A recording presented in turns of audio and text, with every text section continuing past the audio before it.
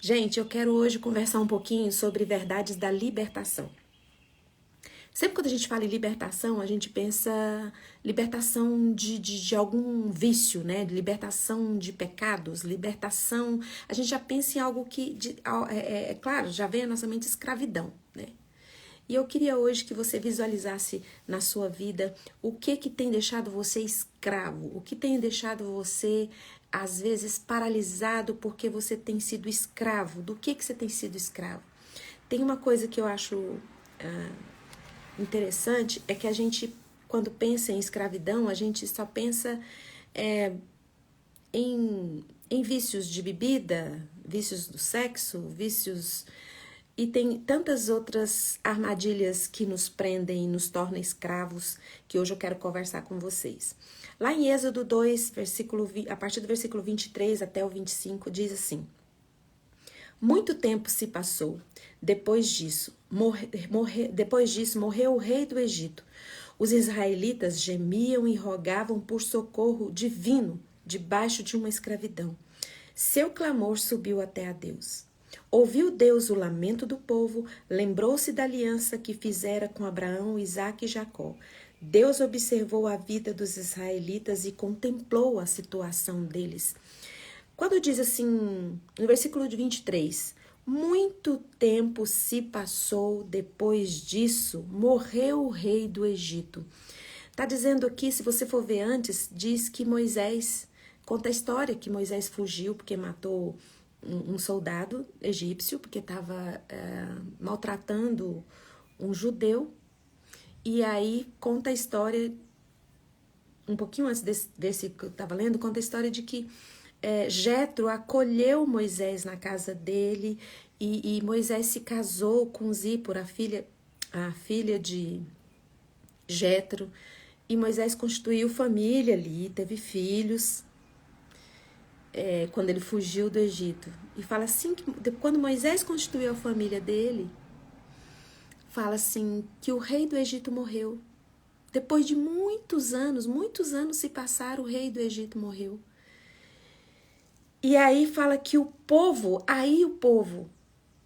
começou a clamar, gemia e rogava por socorro debaixo de uma escravidão, e seu clamor subiu a Deus. Se você for ver a história de Israel, eles foram para o Egito levados por José, na época daquela grande fome, né? Eles foram para lá para serem livres, para serem libertos da fome.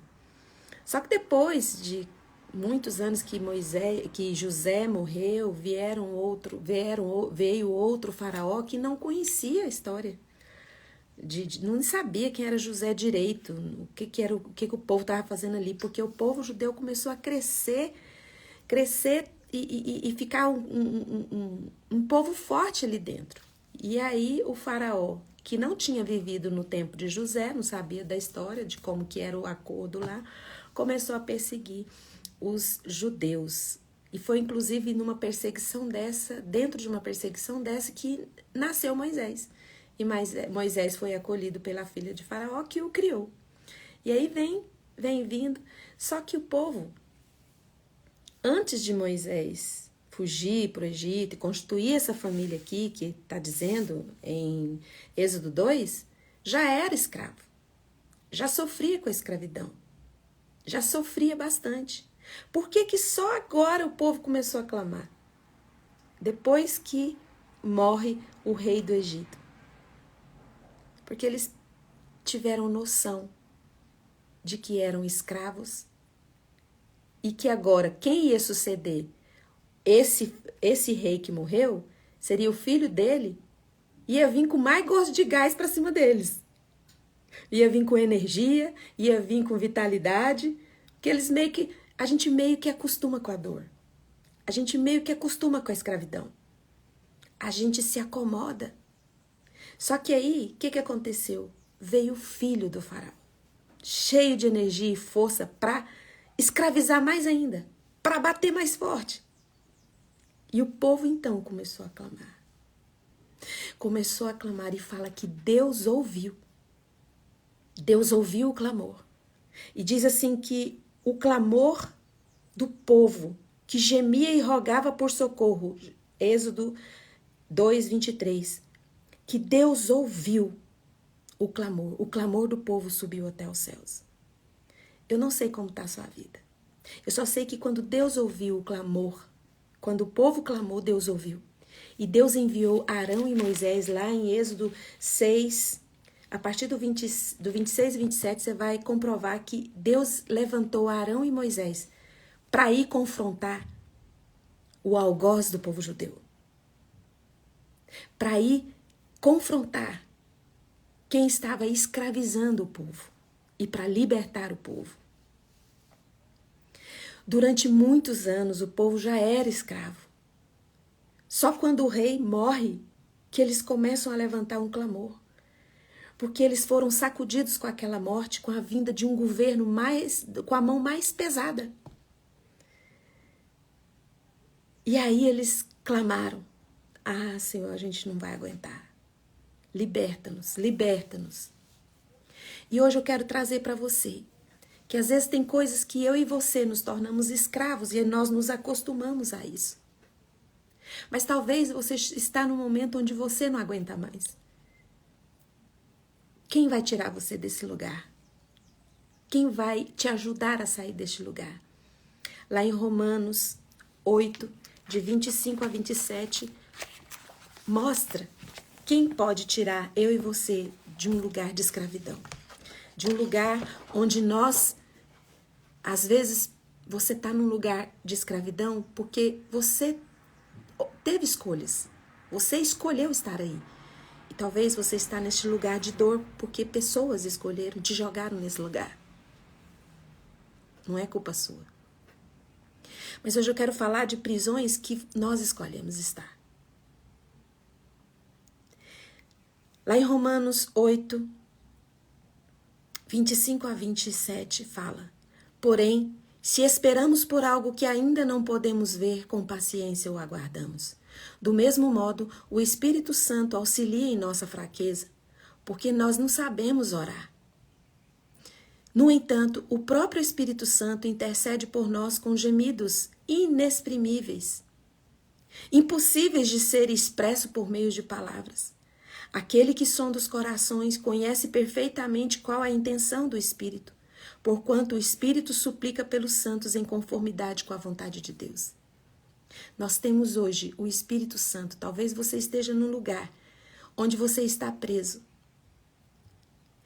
A minha mãe falava uma frase, minha mãe era uma pessoa, ela era conselheira, né? Eu achava ela muito psicóloga. Minha mãe não tinha muito estudo, mas ela foi formada pela Escola da Vida, ela tinha muitas palavras de sabedoria. E às vezes as pessoas iam conversar com ela, minha mãe falava assim: liberta de fulano, você vai ficar escrava até quando? Às vezes chegava uma mãe sofrendo perto da minha mãe, assim, angustiada, falando do filho, que não estava dando conta do filho. Minha mãe falava: liberta. Era a palavra que a minha mãe mais falava, era liberta. Liberta do seu filho, liberta do seu marido, liberta da sua irmã, liberta, porque tem relacionamentos que são escravizadores. E durante muito tempo, às vezes, a gente fica suportando aquela situação, a gente não se dá conta do tanto aquilo está impedindo você de viver sua história, de viver sua vida. O tanto que você fica agarrado a pessoas, num relacionamento tóxico e você não enxerga.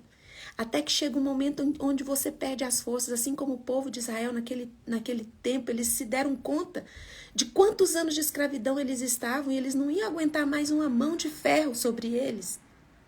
E eles clamaram e o Senhor ouviu. E Deus enviou 2 intercessores, não para ficar negociando, mas para confrontar o algoz.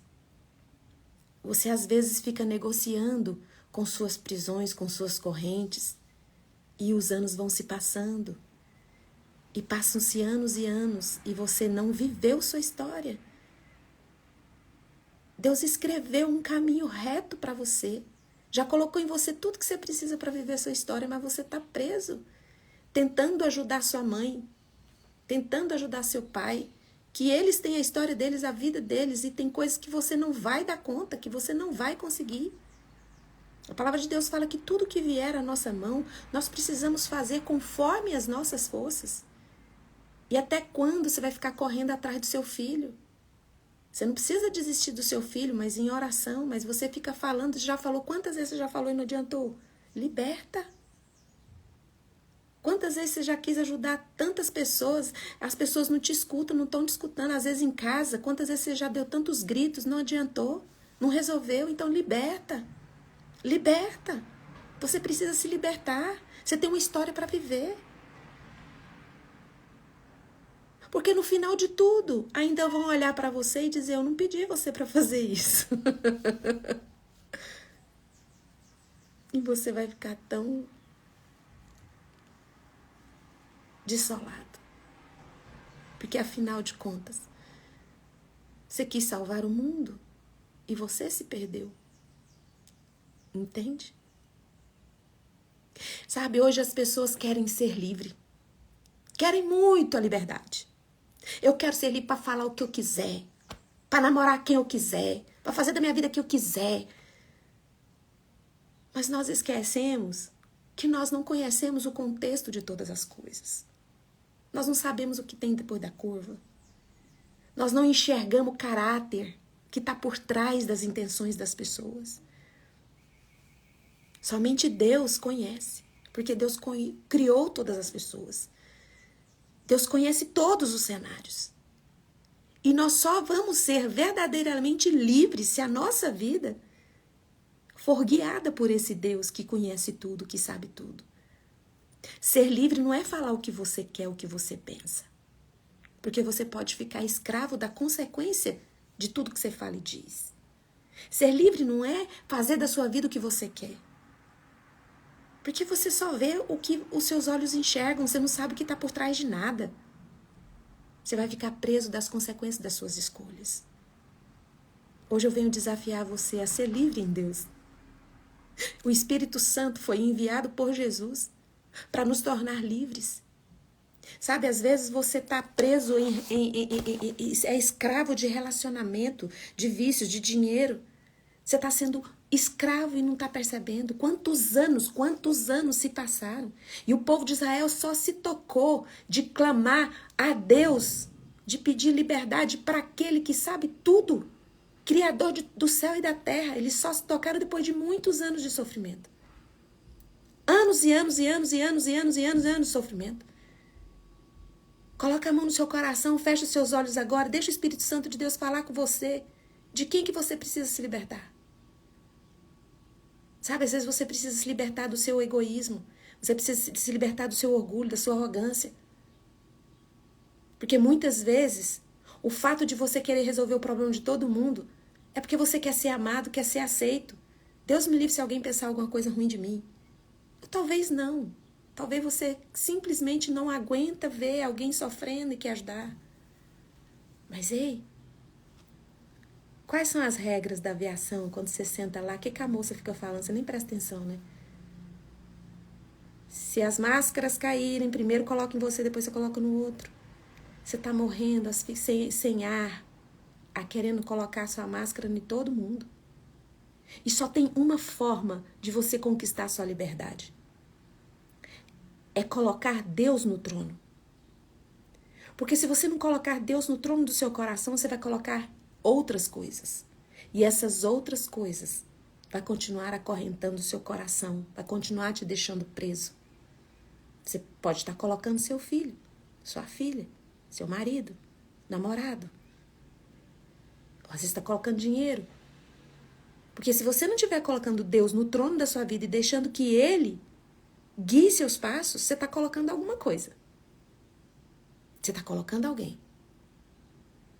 Nós nos acostumamos com as dores. Tudo que está desconfortável, a gente acha um jeito de se ficar confortável no desconfortável. E quando você começar a perceber que todas essas escolhas suas vai te prender mais e te acorrentar. As pessoas estão seguindo a vida dela e você ainda não viveu a sua. Deus hoje convida você para fazer parte do grupo de pessoas que o coloca no trono. São pessoas libertas. Eu gosto muito de uma frase do Tozer que diz assim: deixe o homem colocar seu coração apenas em fazer a vontade de Deus e ele será instantaneamente livre.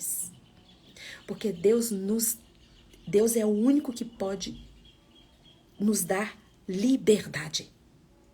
A liberdade não está em poder escolher o que você quiser. Porque eu e você, a gente só enxerga o que está na aparência. Nós não enxergamos o que está na intenção do coração de ninguém.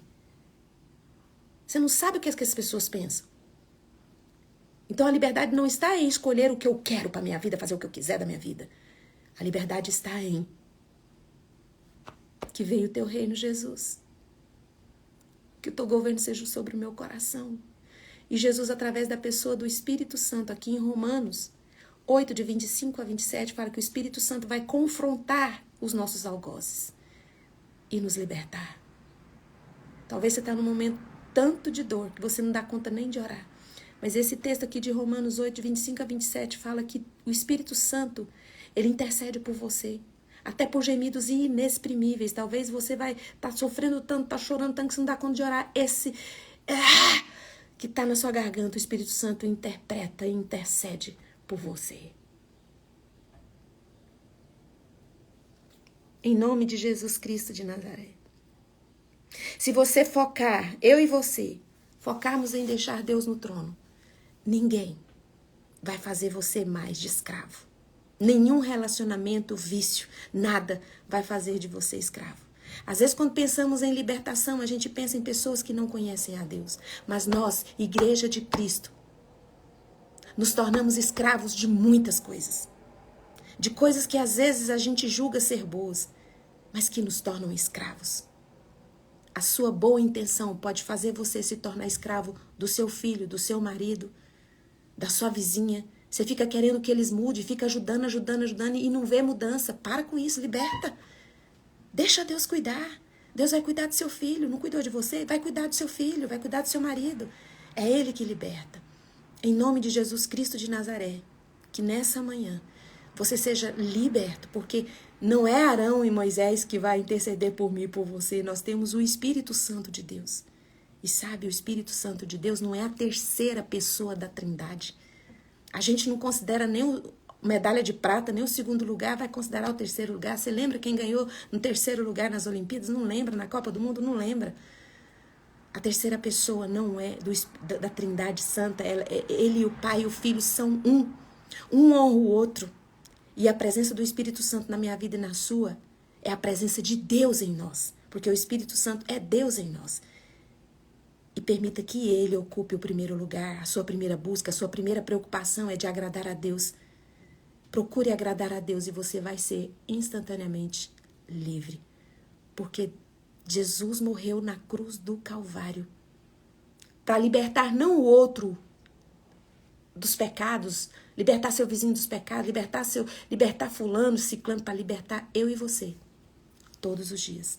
Mas todos os dias nós temos que abrir o trono do nosso coração para deixar que Deus reine através das nossas escolhas. Escolhermos deixar Deus governar todos os nossos passos e nós seremos, como Tozer disse, instantaneamente livres. Porque onde tem o Espírito Santo de Deus, tem liberdade. Coloca a mão no coração, eu vou orar por você. Paizinho, em nome de Jesus, eu coloco a minha vida e a vida dos meus irmãos diante do Senhor. Quantos anos de escravidão, assim como o povo de Israel. A gente nem percebeu como caiu nessa dependência emocional, nessa escravidão de sentimento. A gente não percebeu. Mas o Senhor se inclina e nos ouve. Em nome de Jesus, nos socorre, nos tira desse lugar. Toma o trono do nosso coração e nos torne instantaneamente livres em Ti. Livre de mágoas, livre de amargura, livre de ansiedade, de tristeza. Em nome de Jesus, abra os nossos olhos para que nós enxerguemos o poder santo que é derramado nos nossos corações através da pessoa do Espírito Santo, que é o Senhor em nós, que é a pessoa do Senhor em nós. E agora, na autoridade que o Espírito Santo de Deus me dá por causa do sangue de Jesus derramado na cruz do Calvário, eu ministro cura sobre você. Talvez há muitos anos você está carregando uma enfermidade aí, você já foi em médico, já tomou medicação, mas essa enfermidade ainda está instalada em você. Em nome de Jesus Cristo de Nazaré, coloque as mãos aí. Na autoridade que o Espírito Santo me dá por causa do sangue de Jesus derramado na cruz do Calvário, eu ministro cura sobre essa enfermidade em nome de Jesus, o Cristo de Nazaré. E se você tem tomado alguma medicação, que o Espírito Santo neste momento potencialize toda essa medicação dentro do seu organismo para que você seja curado em nome de Jesus. Mas se a sua dor é na alma, você tem sido escravo de vícios, escravo de relacionamentos, escravo, seja liberto agora, que todas essas correntes de prisões emocionais sejam libertas na sua vida agora, você seja livre em Jesus, em nome de Jesus, o Cristo de Nazaré. Amém. Um beijo e até amanhã, 6h30. Obrigada pela presença. Se você gostou dessa live, você pode curtir, comentar e compartilhar, porque vai ficar salva no Instagram. Sempre eu posto no TikTok uma parte da live. Então, hoje mesmo você pode ver um pedacinho dessa live, mas se quiser ver completa, vai estar no Instagram. Um beijo, até amanhã.